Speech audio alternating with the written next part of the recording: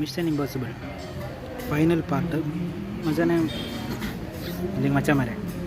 So ഈ ഒരു മൂവിയെ പറ്റി എനിക്ക് പറയാനുള്ളത്, ഫസ്റ്റ് ഹാഫ് ജസ്റ്റ് ഓക്കെയാണ്. ഈ സെക്കൻഡ് ഹാഫിലേക്ക് വരുമ്പോൾ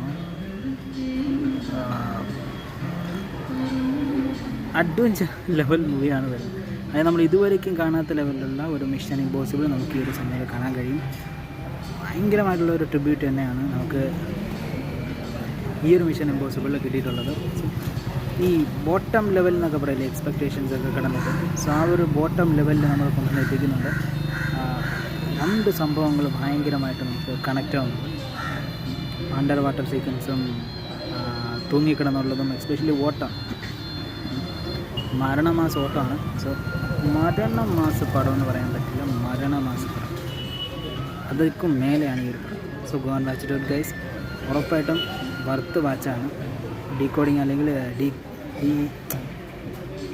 ഡീഗ്രേഡ് ചെയ്തുകൊണ്ടുള്ള ഒരുപാട് റിവ്യൂ നമുക്ക് കാണാൻ കഴിയും. പക്ഷേ സിനിമാ പ്രേമികൾക്ക് ഉറപ്പായിട്ടും ഈ ഒരു സിനിമ ഇഷ്ടപ്പെടാതിരിക്കില്ല.